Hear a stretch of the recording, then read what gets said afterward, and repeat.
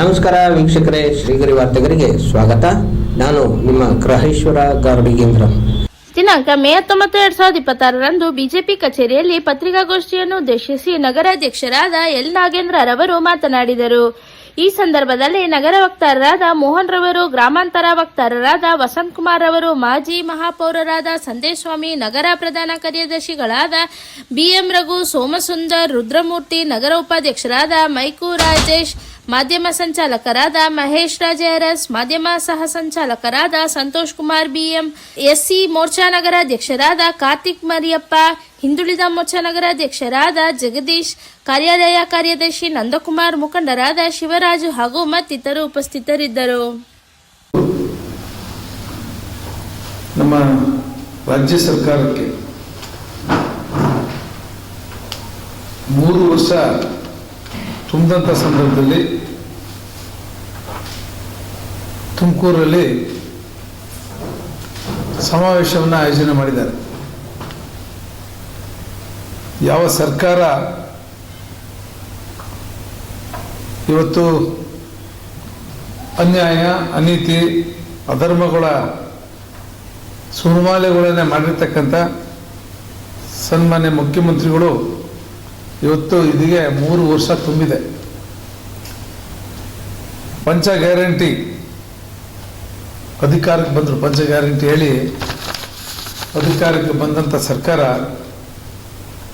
ಏನು ಸಾಧನೆ ಮಾಡಿದೆ ಅಂತಕ್ಕಂಥದ್ದನ್ನು ನಾನು ಇವತ್ತು ಹೇಳಕ್ಕೆ ಇಚ್ಛೆಪಡ್ತೀನಿ. ಮೊದಲನೇದಾಗಿ ಸರ್ಕಾರ 1 ವರ್ಷ ಆಯ್ತಾದಂಗೆ DCM ಮತ್ತು CM ಅವರ ಕುರ್ಚಿ ಕಚ್ಚಾಟ ಶುರು ಆಗುವುದು. ಆ 2 ವರ್ಷ ಇನ್ಯಾವುದೇ ಅಭಿವೃದ್ಧಿಯನ್ನು ಮಾಡಲಿಲ್ಲ.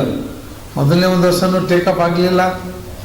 ಇನ್ನು 2 ವರ್ಷ ಕಚ್ಚಾಟದಲ್ಲೇ ನಿರಂತರವಾಗಿ ಮಾಡಿದಂಥ ದೊಡ್ಡ ಸಾಧನೆ, 3 ವರ್ಷದ ಸಾಧನೆಯನ್ನು ಹೇಳಬೇಕಾದ್ರೆ ಆ ಪಂಚ ಗ್ಯಾರಂಟಿಗಳನ್ನೇ ಇಟ್ಕೊಂಡ್ರು. ಒಂದು ಗೃಹಜ್ಯೋತಿ, ಗೃಹಲಕ್ಷ್ಮಿ, ಶಕ್ತಿ, ಅನ್ನಭಾಗ್ಯ, ಯುವನಿಧಿ.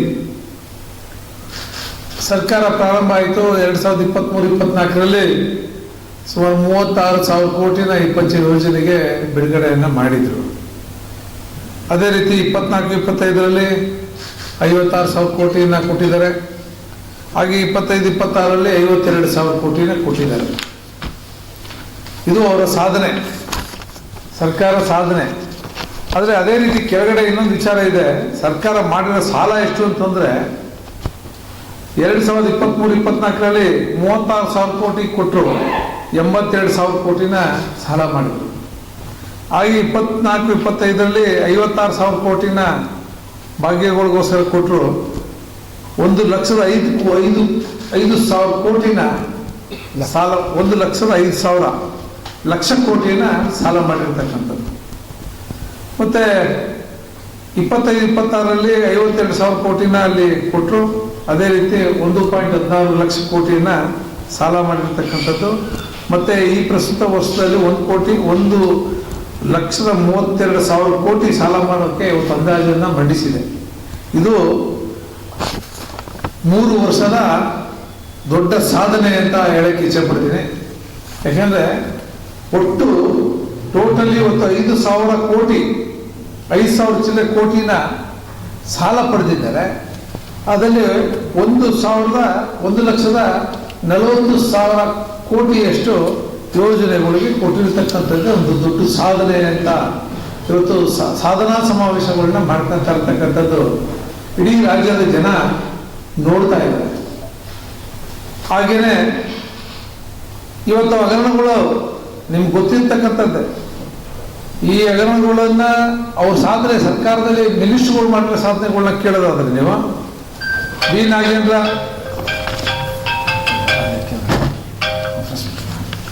ಬಿ ನಾಗೇಂದ್ರ ವಾಲ್ಮೀಕಿ ನಿಗಮದಲ್ಲಿ ದೋಚಿದಂಥ ದುಡ್ಡು 187 ಕೋಟಿ, ಅದರಲ್ಲಿ 125 ಕೋಟಿ ಇನ್ನೂ ರಿಕವರಿ ಸಹ ಆಗಿಲ್ಲ.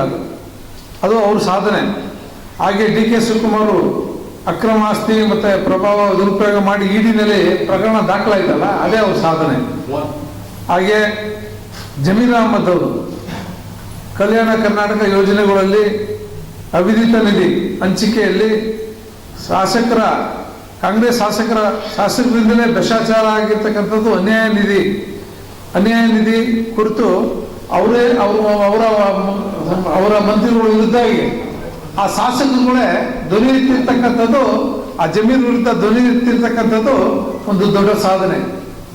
ಹಾಗೆ ಬೈರತಿ ಸುರೇಶ್ ಅವರು ಅಮೃತ ಯೋಜನೆಯಲ್ಲಿ ಹಣ ದುರುಪಯೋಗ ಆಗಿದೆ ಅನ್ನುವಂಥ ಆರೋಪಗಳು ಅವ್ರ ಮೇಲೆ ಬಂದರೂ ಸಹ ಯಾವುದೇ ಆರೋಪ ಇಲ್ಲ ಅನ್ನೋ ರೀತಿಯಲ್ಲಿ ಅವ್ರು ಬಿಂಬಿಸ್ಕೊಂತ ಇದ್ದಾರಲ್ಲ, ಅದು ಅವರ ಸಾಧನೆ. ರಹೀಂ ಖಾನ್ ನಗರಾಭಿವೃದ್ಧಿ ನಿಧಿ ಯೋಜನೆಯಲ್ಲಿ ಹಣ ದುರುಪಯೋಗ ಆಗಿರ್ತಕ್ಕಂಥದ್ದು ಈಗಾಗಲೇ ತನಿಖೆ ಹಂತದಲ್ಲಿದೆ, ಅದು ಅವರ ಸಾಧನೆ. ಹಾಗೆ ಸತೀಶ್ ಜಾರಕಿಹೊಳಿ ಅವರು ಹಿಂದೂ ಪದದ ವಿವಾದ ವಿವಾದವನ್ನ ಹೂಡಿರ್ತಕ್ಕಂಥದ್ದು, ಹಿಂದೂಗಳ ವಿರೋಧಿ ನೀತಿಯನ್ನು ಅನುಸರಿಸ್ತಾ ಇರ್ತಕ್ಕಂಥದ್ದು, ಇದು ಒಂದು ಮಂತ್ರಿಯ ಸಾಧನೆ. ಹಾಗೆ ರಾಮಲಿಂಗ ರೆಡ್ಡಿ ಅವರು ಬೆಂಗಳೂರು ಟ್ರಾಫಿಕ್ ಸಮಸ್ಯೆ ಮತ್ತೆ ಗುಂಡಿಗಳ ನೇರ ಸಮಸ್ಯೆ, ಇದಕ್ಕೆ ಯಾರು ಅಂದ್ರೆ ಅಲ್ಲಿಯ ಮಂತ್ರಿ ಆಗಿರ್ತಕ್ಕಂಥ ರಾಮಲಿಂಗ ರೆಡ್ಡಿ ಅವರು ಅವರ ಒಂದು ಸಾಧನೆಯನ್ನ ನಾವು ಇವತ್ತು ಜನರ ಮುಂದೆ ಇಡಬೇಕಾಗಿದೆ. ಇವತ್ತು ಕಾಂಗ್ರೆಸ್ ಏನೆಲ್ಲ ಭ್ರಷ್ಟಾಚಾರವನ್ನ ಮಾಡಿದೆ ಅದರ ವಿರುದ್ಧ ಮಾತಾಡಿದಂತ ಹಾಲಿ ಮಿನಿಸ್ಟರ್ ಯಾರು ರಾಜಣ್ಣ ಅವರು, ಅವರನ್ನ ಕಿತ್ತಾಕಿದ್ರಲ್ಲ, ಅವರ ವಿರುದ್ಧವೇ, ಸರ್ಕಾರದ ವಿರುದ್ಧವೇ ಅವರ ಮಾತಾಡಿದಂಥದ್ದು.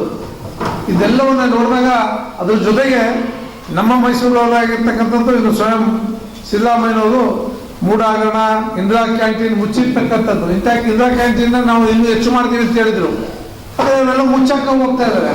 ಇದು ಸರ್ಕಾರದ ಸಾಧನೆ, 3 ವರ್ಷದ ಸಾಧನೆ ಸಮಾವೇಶದಲ್ಲಿ ಬಹುಶಃ ಅವರು ಇದನ್ನೆಲ್ಲವನ್ನ ಸಹ ಇವತ್ತು ಭಾಷಣದಲ್ಲಿ ಮಾತಾಡ್ತಾರೆ ಅಂತಕ್ಕಂಥದ್ದು ನನ್ನ ಅಭಿಪ್ರಾಯ.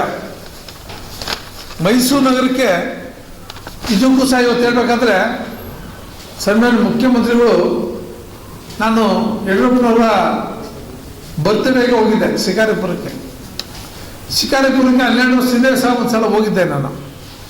ದಯಮಾಡಿ ಮುಖ್ಯಮಂತ್ರಿಗಳು ಶಿಕಾರಿಪುರ ಶಿವಮೊಗ್ಗದಂಥ ಊರಿಗೆ ನೀವು ದಯಮಾಡಿ ಹೋಗಿ ಬನ್ನಿ, ನಿಮ್ಮ ಸರ್ಕಾರದ ಮಂತ್ರಿಗಳನ್ನ ಕರ್ಕೊ ಹೋಗಿದ್ದು ಬನ್ನಿ.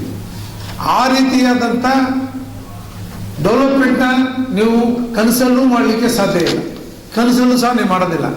ನೀವು ಶಿಕಾರಿಪುರ ಅಂತ ಒಂದು ಜಿಲ್ಲೆಯಲ್ಲಿ ಇರ್ತಕ್ಕಂಥ ಒಂದು ತಾಲೂಕು ಇಷ್ಟು ಅಭಿವೃದ್ಧಿಪಡಿಸಿದ್ದಾರೆ ಅಂತಂದ್ರೆ, ಮೈಸೂರು ನಗರ ಒಂದು ಸಾಂಸ್ಕೃತಿಕ ನಗರ, ಮಹಾರಾಜರ ಆಳ್ವಿಕೆಯಲ್ಲಿ ಅಭಿವೃದ್ಧಿ ಆಗಿರ್ತಕ್ಕಂಥ ನಗರ, ಪ್ಲಾಂಟ್ ಸಿಟಿ. ಈ ಪ್ಲಾಂಟ್ ಸಿಟಿ ಕ್ಲೀನ್ ಸಿಟಿ, ಇಂಥ ಸಿಟಿಗೆ ನಿಮ್ಮ ಕೊಡುಗೆ ಏನು? ರಾಜ್ಯದ ಜನರ ರಾಜ್ಯಕ್ಕಿರಲಿ, ಕರ್ನಾಟಕ ರಾಜ್ಯ ಅಭಿವೃದ್ಧಿ ಪಡಿಸೋದು ಒಂದು ಭಾಗದಲ್ಲಿರಲಿ, ಮೈಸೂರಂತ ಊರನ್ನೇ ನೀವು, ನಿಮ್ಮ ಜಿಲ್ಲೆನೇ ನೀವು ಅಭಿವೃದ್ಧಿ ಪಡಿಸ್ಲಿಕ್ಕೆ ಆಗಲಿಲ್ಲ ಅಂದರೆ ಇದು ನಿಮ್ಮ ಅತಿ ಹೆಚ್ಚು ಮುಖ್ಯಮಂತ್ರಿಯಾಗಿ ಕಳೆದಂಥ ದಿನಗಳು ನಿಮ್ಮದು ರೆಕಾರ್ಡ್ ಬ್ರೇಕ್ ಆಗಿದೆ. ಆದರೆ ಅಭಿವೃದ್ಧಿ ಇಲ್ಲಿ ಶೂನ್ಯ. ಏನು ಡೆವಲಪ್ಮೆಂಟ್ ಆಗಿದೆ? ಒಂದೇ ಒಂದು ಇಂಡಸ್ಟ್ರಿ ಯಾವ್ದಾದ್ರು ಗುರುತು ಇರ್ತಕ್ಕಂಥದ್ದು ನಿಮ್ಮ ಅವಧಿನಲ್ಲಿ ಇಂಡಸ್ಟ್ರಿಯನ್ನು ಗುರುತು ಮಾಡುವಂಥ ಯಾವ್ದಾದ್ರು ಒಂದೇ ಒಂದು ಸಾವಿರಾರು ಜನಕ್ಕೆ ಒಂದು ಉದ್ಯೋಗ ಕೊಡುವಂಥ ಒಂದು ಫ್ಯಾಕ್ಟ್ರಿನ ನೀವೇನಾದ್ರು ನಿರ್ಮಾಣ ಮಾಡಿದ್ದೀರಾ? ಯಾವ್ದಾದ್ರು ಒಂದು ಬೆಂಗಳೂರು ಮೈಸೂರು ರೋಡ್ ರಸ್ತೆನ ಏನು ಕೇಂದ್ರ ಸರ್ಕಾರ ಅಭಿವೃದ್ಧಿ ಮಾಡ್ತು, ಒಂದು 12,000 ಕೋಟಿ ಕೊಡ್ತು, ಆ ಥರ ಯಾವ್ದಾದ್ರು ಒಂದು ಪ್ರಾಜೆಕ್ಟ್ನ ಇಡೀ ನೀವು ನಿರಂತರವಾಗಿ ಬಸ್ ದರವನ್ನು ಏರಿಸಿದ್ರಿ, ವಿದ್ಯುತ್ ದರ ಏರಿಸಿದ್ರಿ, 20% ಸ್ಟ್ಯಾಂಪ್ ಡ್ಯೂಟಿಯನ್ನು ಏರಿಸಿದ್ರಿ, ಮತ್ತೆ 5% ಹಾಲಿನ ದರ ಸಬ್ಸಿಡಿ 5% 5 ರೂಪಾಯಿ ಇದ್ದಂಥ ಸಬ್ಸಿಡಿನ ನೀವು ಕೊಡಲೇ ಇಲ್ಲ. ಏಕಾಏಕಿ ಒಂದು ಎಷ್ಟೋ ದುಡ್ಡನ್ನು ಹೆಚ್ಚು ಮಾಡಿದ್ರೆ ಹಾಲಿನ ದರನ. ಮತ್ತೆ 350 ಸರ್ಕಾರಿ ಶಾಲೆಗಳನ್ನ ಬಂದ್ ಮಾಡಿರ್ತಕ್ಕಂಥದ್ದು ನಿಮ್ಮ ಆದೇಶ. ಇದೇನಾ ನಿಮ್ಮ ಸಾಧನೆ? ಎಷ್ಟು ನಿರುದ್ಯೋಗಿಗಳಿಗೆ ಸಮಸ್ಯೆ ಬಗೆಹರಿಸ್ತೀನಿ ಅಂತಕ್ಕಂಥದ್ದು ಹೇಳಿದ್ರಿ, ಎಷ್ಟು ನಿರುದ್ಯೋಗಿಗಳಿಗೆ ಕೆಲಸ ಕೊಟ್ಟಿದ್ದೀರಿ? ನಿರಂತರವಾಗಿ ಯುವಕರು ಹೋರಾಟಗಳನ್ನ ಮಾಡ್ತಾನೆ ಇದ್ದಾರೆ. ಯಾವ ರೀತಿಯಾದಂಥ ವಿಚಾರಗಳನ್ನ ನೀವು ಮಾಡಿದಿರಿ ಅಂತಕ್ಕಂಥದ್ದನ್ನ ಸಾರ್ವಜನಿಕರು ಮುಂದೆ ಇಡಬೇಕು. ಇವತ್ತು ನೀವು ಸರ್ಕಾರದಲ್ಲಿ ಕೊಟ್ಟ ಮಾತಿನಂತೆ ನೀವು ನಡ್ಕೊಂಡಿದ್ದೀರಿ. ಸಾಲ ಎಷ್ಟು ಮಾಡಿದಿರಿ? ಸಾಲ ಮಾಡಿರೋದು ಎಷ್ಟು? ನೀವು ಮಾಡಿರೋದು 1,40,000 ಕೋಟಿ 3 ವರ್ಷಕ್ಕೆ. 1,40,000 ಕೋಟಿ ನೀವು ಯೋಜನೆಗಳು ಕೊಟ್ಟಿರೋದು. ಸಾಲ ಮಾಡಿರೋದು 5,000 ಕೋಟಿ. 5 ಲಕ್ಷ ಕೋಟಿ. ಇದನ್ನ ಅರ್ಥ ಮಾಡ್ಕೊಂಡು ಸಾರ್ವಜನಿಕರಿಗೂ ಗೊತ್ತಾಗ್ತದೆ ನೀವು ಆಡಳಿತ ಯಾವ ರೀತಿ ನಡೀತಾ ಇದೆ ಅಂತಕ್ಕಂಥದ್ದು ಸಾರ್ವಜನಿಕರಿಗೂ ಸಹ ಗೊತ್ತಾಗ್ತದೆ. ಇಡೀ ರಾಜ್ಯದಲ್ಲಿ ಕೋಮು ಗಲಭೆ, ಮಂಡ್ಯ ನಾಗಮಂಗಲ ಕೋಮು ಗಲಭೆ ಆಗಿರ್ತಕ್ಕಂಥದ್ದು. ಗಣೇಶ ವಿಸರ್ಜನೆ ಮಾಡುವಂಥ ಸಂದರ್ಭದಲ್ಲಿ ಕಲ್ಲು ತೂರಾಟ ಆಯಿತು, ಬೆಂಕಿ ಹಚ್ಚಿದ್ರು. ಆ ರಾಮೇಶ್ವರ ಕ್ಯಾಫೆನಲ್ಲಿ ಬಾಂಬ್ ಸ್ಫೋಟ ಆಯಿತು. ಏನು ಸರ್ಕಾರ ಇದೆಯಾ? ಮತ್ತೆ ಯಾರೋ ಒಬ್ಬರನ್ನ ತುಷ್ಟೀಕರಣ ಮಾಡೋಕ್ಕೋಸ್ಕರ ಡಿಜೆಹಳ್ಳಿ ಕೆಜೆಹಳ್ಳಿನಲ್ಲಿ ಪೊಲೀಸ್ ಸ್ಟೇಷನ್ ನುಗ್ಗಿ ಬೆಂಕಿ ಹಚ್ಚಿದ್ರು. ಮೈಸೂರು ನಗರದಲ್ಲಿ ಪೊಲೀಸ್ ಅವರಿಗೆ ಉದಯಗಿರಿ ಸ್ಟೇಷನ್ನಲ್ಲಿ ಕಲ್ಲು ಹೊಡೆದ್ರು. ಏನ್ ಮಾಡಿದ್ರಿ? ಅವ್ರ ಮೇಲೆ ಏನು ಕ್ರಮ ತಗೊಂಡ್ರಿ? ಯಾವುದೇ ರೀತಿ ಕ್ರಮ ತಗೊಳ್ಳಿಲ್ಲ. ಇವತ್ತು ಇಷ್ಟೆಲ್ಲ ನಡೀತಾ ಇದ್ರು ಸಹ ಇವತ್ತು ಏನು ಕಮ್ಮಿ ಇದೆಯಾ? BBMP ಇದು ಬಿಲ್ ಕಮ್ಮಿ ಇದೆಯಾ? ಸುಮಾರು 141 ಎಷ್ಟು 14,000 ಟೋಟಲಿ 22,000 ಕೋಟಿ BBMPದು ಬಿಲ್ ಪೆಂಡಿಂಗ್ ಇರ್ತಕ್ಕಂಥದ್ದು. 26 ತಿಂಗಳಿಂದ ₹1 ಬಿಲ್ ಕೊಟ್ಟಿಲ್ಲ. ಮತ್ತೆ ಇವತ್ತು ನೀವು ಬ್ರ್ಯಾಂಡ್ ಅಂತಕ್ಕಂಥ ಹೆಸರಿನಲ್ಲಿ ಈಗ ಘೋಷಣೆ ಮಾಡಿದ್ದೀರಿ. ಎಷ್ಟು 142 ಕೋಟಿ ಚಿಲ್ಲರೆ, ಎಷ್ಟು ಅಲ್ಲ ಎಷ್ಟು 300 ಕೋಟಿ. ಆ 300 ಕೋಟಿ ಎಷ್ಟು ಚಾನಲ್ ರಸ್ತೆಗೆ ಬರೀ ಪೇಪರ್ನಲ್ಲಿ ನೀವು ಸೈನ್ ಹಾಕಂತ ಕೂತಿದ್ದೀರಿ. ನಾವು ಮಾಡ್ತೀವಿ, ಚಾನಲ್ ಮಾಡ್ತೀವಿ, ಕೆನಾಲ್ ಮಾಡ್ತೀವಿ ಅದಂತ ಹೇಳ್ತಾ ಇದ್ದೀವಿ. ಏನು ಮಾಡ್ತೀರೋ ನಂಗಂತೂ ಗೊತ್ತಾಗ್ತಾ ಇಲ್ಲ. ಬೆಂಗಳೂರು ಜನ ಸಹ ಟ್ರಾಫಿಕಲ್ಲಿ ಕಂಗಾಲ ಹೋಗ್ಬಿಟ್ಟಿದ್ದಾರೆ. ಗುಂಡಿ ಮುಚ್ಚಕ್ಕೆ ಆಗ್ತಾ ಇಲ್ಲ. ಒಂದು ಮಳೆ ಬಂದರೆ ಆ ಮಳೆಯಲ್ಲಿ ಕೊಚ್ಚೋಗ್ತಾ ಇದ್ದಾರೆ ಜನಗಳು. ಅದನ್ನ ಸಹ ಸರಿಪಡಿಸುವಂಥ ಕೆಲಸ ನೀವು ಮಾಡಲಿಕ್ಕೆ ಸಾಧ್ಯ ಆಗಿಲ್ಲ. ಮತ್ತೆ ನಗರಾಭಿವೃದ್ಧಿ ಯೋಜನೆ ಏನು ಸ್ಮಾರ್ಟ್ ಸಿಟಿ ಅಂತಕ್ಕಂಥ ಯೋಜನೆ 300 ಕೋಟಿಯಷ್ಟು ಇವತ್ತು ತಡೆದಿದ್ದೀರಿ. ಬಿಲ್ ಕೊಟ್ಟಿಲ್ಲ ನೀವು. ಸ್ಮಾರ್ಟ್ ಸಿಟಿಗಳಿಗೆ ಬೆಂಗಳೂರಲ್ಲಿ 300 ಕೋಟಿಯಷ್ಟು ಬಿಲ್ ಆಗಿಲ್ಲ ಅಂತೇಳಿ ಕಾಂಟ್ರಾಕ್ಟರ್ಗಳು ಧರಣಿ ಮಾಡ್ತಾ ಇದ್ದಾರೆ ಹಗಲು ರಾತ್ರಿ. ಅದ್ರ ಬಗ್ಗೆ ಒಂದು ಮಾತಿಲ್ಲ. ಅದ್ರ ಬಗ್ಗೆ ಪರ್ಸೆಂಟೇಜ್ ಮಾತಾಡಕ್ಕೆ ಕೂತ್ಕೊಂಡಿದ್ದೀರಿ ನೀವು. ಒಂದು ಬಿಲ್ ಕೊಡೋಕ್ಕೂ ಪರ್ಸೆಂಟೇಜ್ ಬೇಕು ನಿಮಗೆ. ಇಷ್ಟಾದ್ರೆ ಏನು ಮಾಡ್ತಾ ಇದ್ದೀರಾ ಅಂತ ನಮಗಂತೂ ಅರ್ಥ ಆಗ್ತಾ ಇಲ್ಲ. ಮತ್ತೆ ಇವತ್ತು ಬಡ್ಡಿ ಇವತ್ತು 45,600 ಕೋಟಿ ಅಷ್ಟು ದುಡ್ಡು ಬಡ್ಡಿ ಪ್ರತಿ ವರ್ಷ ನಮ್ಮ ಕರ್ನಾಟಕ ರಾಜ್ಯದ ಬೊಕ್ಕಸದಿಂದ ಸಾರ್ವಜನಿಕರು ಕಟ್ಟುವಂಥ ಹಣದಲ್ಲಿ ಬೊಕ್ಕಸ ಖಾಲಿ ಆಗ್ತಾ ಇದೆ. ಬರೀ ಬಡ್ಡಿ ಕಟ್ಟಕ್ಕಾಗ್ತಾ ಇಲ್ಲ. ನೀವು ಯೋಜನೆಯನ್ನು ಬರೀ ಸಾಲ ಮಾಡೋದು, ಯೋಜನೆ ಕೊಡೋದು, ಬಡ್ಡಿ ಕಟ್ಟೋದು, ಸಾಲ ಮಾಡಿ ಬಡ್ಡಿ ಕಟ್ಟೋದು. ಯಾವ ರೀತಿಯಾದಂಥ ಒಂದು ದೊಡ್ಡ ಸಾಧನೆ ಮಾಡೋಕ್ಕೋಸ್ಕರ ನೀವು ಇವತ್ತು ಸಾಧನಾ ಸಮಾವೇಶ ಮಾಡ್ತಿದ್ದೀರಿ. ಸಾಧನಾ ಸಮಾವೇಶ ಯಾಕೆ ಮಾಡ್ತಾ ಇದ್ದೀರಿ? ಯಾಕೆ ನಿಮ್ಮ ಕೇಂದ್ರದ ನಾಯಕರುಗಳು ಬರೋಕ್ಕೆ ಹಿಂದೇಟ್ ಆಗ್ತಾ ಇದ್ದಾರೆ? ನಿಮ್ಮ ಕೇಂದ್ರದ ನಾಯಕರುಗಳು ಎಷ್ಟು ಜನ ಬರ್ತಾರೆ ಇವತ್ತು? ಒಂದು ಕಡೆ ಮುಖ್ಯಮಂತ್ರಿಗಳ ಕಚಾಟ, ಇನ್ನೊಂದು ಕಡೆ ಮಂತ್ರಿಗಳು ನಾವು ಮಂತ್ರಿ ಆಗಬೇಕು, ನೀವು ಮಂತ್ರಿ ಆಗಬೇಕು, ಅವ್ನು ಕಿತ್ತಾಕ್ಬೇಕು, 15 ಜನಕ್ಕೆ ಕಿತ್ತಾಕ್ಬೇಕು, ನಾವು ಹೊಸಬ್ರು ಒಂದು 20 ಜನನ ನೀವು ಸೇರಿಸ್ಕೋಬೇಕು ಅಂತಕ್ಕಂಥ ಒತ್ತಡ. ಡೆಲ್ಲಿ ಯಾತ್ರೆ ನಿರಂತರವಾಗಿ ಮಾಡ್ತಾ ಇದ್ದಾರೆ. ಈಗಿರೋ ಮಂತ್ರಿಗಳು ಚೇರ್ ಉಳಿಸ್ಕೊಳ್ಳೋಕ್ಕೆ ಡೆಲ್ಲಿಗೆ ಹೋಗಿ ತಿರುಗ್ತಾ ಇದ್ದಾರೆ. ಇವರು ದೆಹಲಿ ತಿರುಗ್ತಾ ಇದ್ರೆ ಇವ್ರು ಗೆಲ್ಲಿಸಿದ್ರಲ್ಲ ಜನ, ಸಾರ್ವಜನಿಕರು. ಅವ್ರ ಕ್ಷೇತ್ರದ ಕೆಲಸ ಮಾಡೋದು ಯಾರು? ಮಂತ್ರಿಗಳು ಅವ್ರ ಇಲಾಖೆ ಕೆಲಸ ಮಾಡೋದು ಯಾರು?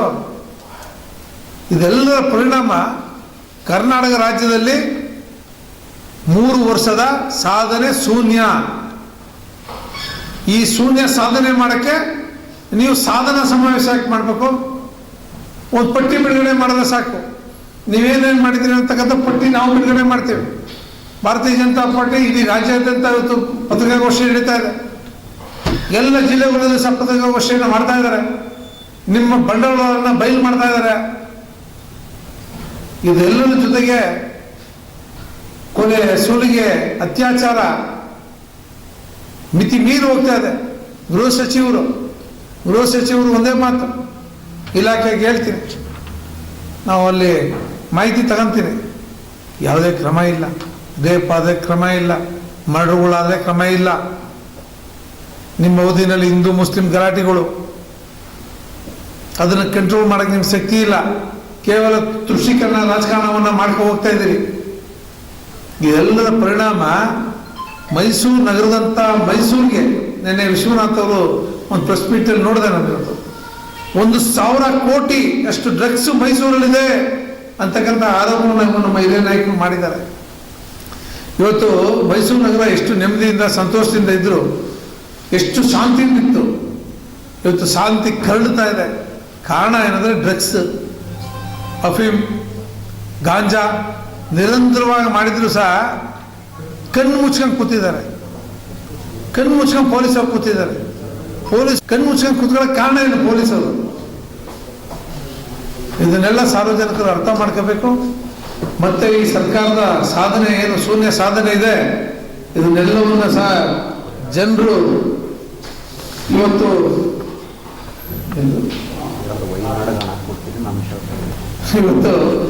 ದುರಂತ ಅಂದರೆ ಕೇರಳದ ವೈನಾಡಿಗೆ ನಮ್ಮ ರಾಜ್ಯ ಸರ್ಕಾರದ ದುಡ್ಡನ್ನು ಅಲ್ಲಿಗೆ ನಿಮ್ಮ ರಾಷ್ಟ್ರೀಯ ನಾಯಕರುಗಳನ್ನ ಪೊಲೀಸಕ್ಕೋಸ್ಕರ ದುಡ್ಡು ಬಿಡುಗಡೆ ಮಾಡ್ತೀರಿ.